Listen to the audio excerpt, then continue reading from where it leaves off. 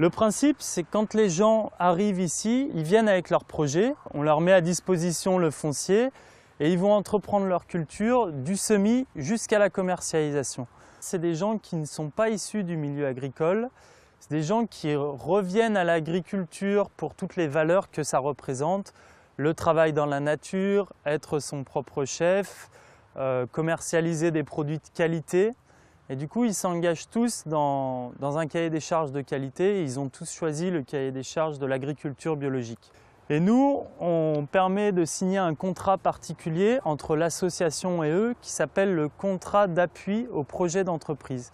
C'est un contrat qui va permettre aux porteurs de projets de continuer à toucher leur indemnité chômage s'ils en ont ou leur RSA, le temps que les productions démarrent et que ça leur permette réellement de se verser un salaire.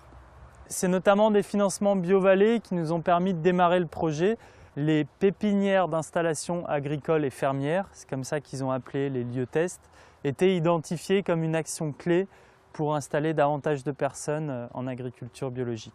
On a également des fonds qui proviennent de l'Agence de l'eau, parce que vu qu'on installe des gens en agriculture biologique, on participe à la protection des points de captage. Toute la difficulté est de leur trouver du foncier disponible pas trop loin sur le territoire pour qu'ils puissent conserver les circuits de commercialisation qu'ils ont mis en route et puis le réseau qu'ils ont commencé à se faire parmi les agriculteurs, les techniciens, les fournisseurs, voilà. Au sujet de l'aménagement du paysage, nous, on contrôle l'aménagement global de l'exploitation, c'est notre rôle en tant que structure. Ensuite, tout ce qui va se passer au niveau des parcelles, on ne le maîtrise pas puisque c'est les porteurs de projets qui viennent entreprendre leur culture. C'est une question qu'ils ont traitée et qu'ils ont à cœur.